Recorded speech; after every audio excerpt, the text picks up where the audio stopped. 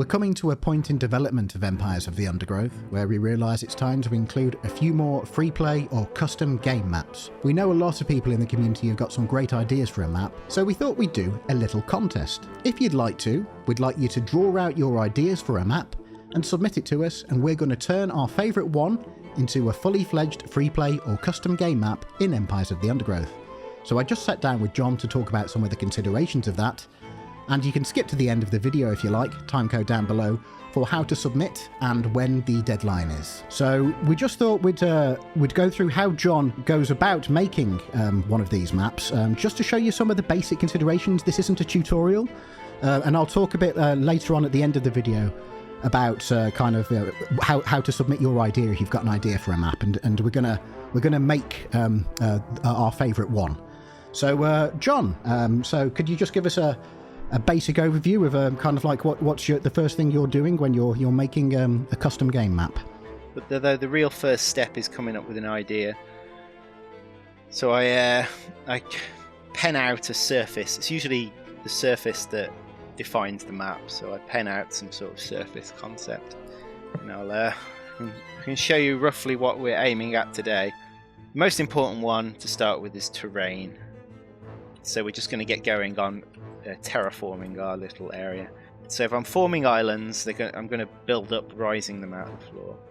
I think one of the first things to consider when anyone who'd like to put forward an idea for us is make sure it fits within the current themes. So you can definitely stipulate a theme, but do you want it to be swamp or jungle? Yeah, or beach? An existing environment. All I'm doing is I'm raising some ground. I'm then going to build another layer and another layer because I want it to appear like little islands rising out of it. Yeah, there are rules you'll need to consider when you're thinking about a map design. Like Empires of the Undergrowth works on planes, on levels.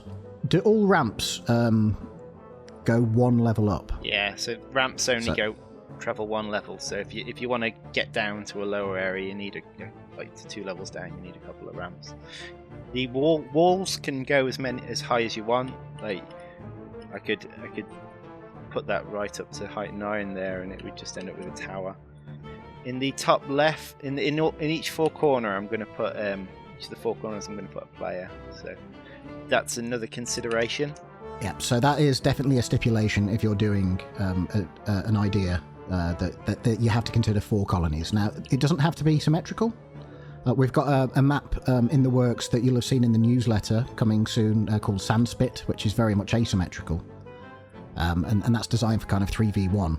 Mm-hmm. So that's something you can do. Yeah, 3v1s work, 2v2 maps work. But I think the word you used, John, when you first designed Freeplay was agnostic, wasn't it? So every map has to be able to just play Freeplay without any, or without too much special consideration. Yeah. So in the 3v1 map, I've put dividers between the 3 colonies, which similar to Basin. So the 3 colonies that are together, if they're not allied, they'll have to go around to attack each other. But if they are allied, they can get straight to each other. Important to remember, this is not a tutorial. Don't feel like you have to take notes about what John's doing. I know it looks like John's kind of charging through this, and we'll have I'm sure we'll have questions. Why can't you just release it as a map editor? Well, this is the easy bit, isn't it? Yeah. The truth is, it can't be a map editor because it's the game. Yeah, it's the Unreal Engine editor. This is not with just a few tools that we've made. That's all it is. It's not a self-contained map maker. It would not be fit for public consumption, and I wouldn't want to release it like this. Yeah. Anyway, there's a lot of ways it can crash. Yes, it can go very wrong. Yeah. So if we ever did do a map maker, which we'd like to, but it's one of those things that do we have the time to? We'd have to do something much more considered than what the team do, much more fit for public consumption. So this is the upper layer. This area in the middle has to be big enough to house a bullfrog. I'll spell out kind of how to submit your ideas later on, but don't worry too much about the exact details of it. Yeah. It's definitely more the general idea, the layout. And anything that doesn't quite conform, obviously John will change or reinterpret. Like that, yeah. If we like the idea, we'll fix anything whilst we're putting it together.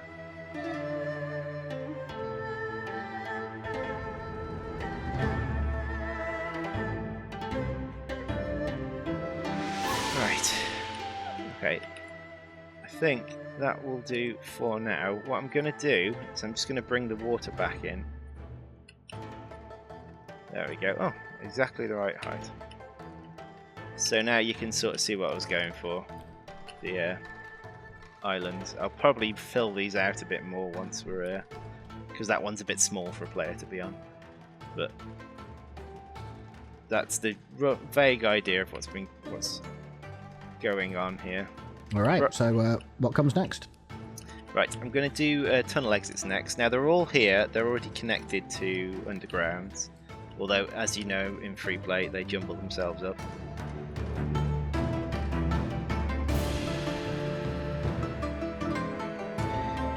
Right, okay, so tunnel exits in. What's on my list next? I've got ramps, but I don't think I'm actually intending to have any ramps in this map. Yeah, I will just show a quick example of the ramps. So the ramps kind of have to go onto a straight section. There's a small ramp and a big ramp, so you could stipulate which you want it to be small, which you want it to be big. It does affect certain aspects of gameplay. I think the main thing to remember is that it's one level. I think that's the main thing to consider when you're thinking about putting ramps in. It's one level, and there's a wider one and a thinner one. So, like, if you might want to put thin ones on the way into a player's colony, because that creates a choke point. Spawners are next. The spawner itself is just a point, really, isn't it? Yeah. So the rest of it is cosmetic. So you'd normally put spawners at the edge of your map, or where there's a wall somewhere. But yeah, don't overthink that, because we can get that in place once we're putting the map together. How many spawners would you put on an average size map, do you think? So I would say minimum about 16. One other thing that goes on the surface is the points of interest that we're talking about. Now this is where landmarks spawn. Highlight locations where you definitely want landmarks to be able to spawn. You could possibly just draw it as a big circle, like landmarks can spawn here, landmarks can spawn here. The undergrounds, there's going to be 4 undergrounds. I usually put a tunnel exit in like top, middle, left and right, but there's no reason why you can't do them in corners. Or you want each underground to have the same accessible resources by the same difficulty. So you've got your queen location, your tunnel exit to the surface, then you've got your caverns and your indestructible rock. So caverns are the holes that they contain enemies. They can be set to be whatever enemy you like. All right, great. Shall I see if the map actually runs? Now, is it going to run or is it just going to crash? We're about to find out. Let's see. I bet it's going to crash from the AI. I haven't done anything with the AI. Hey! It crashed. that was predictable. Yeah. Entirely predictable. So here's a list of things you might want to consider if you want to make an entry into this little contest. But the main thing is there at the bottom. Don't worry too much about the very fine details. We're much more interested in a good general idea than the very clear specifics of where everything is on your map. So here's how to enter. Firstly, include your name or your screen name so we can properly credit you. Only one per person. If you've got more than one idea, send us your best one.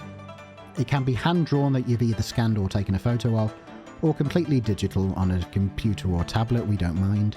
But the idea is much more important than how well drawn it is, so don't worry too much about style.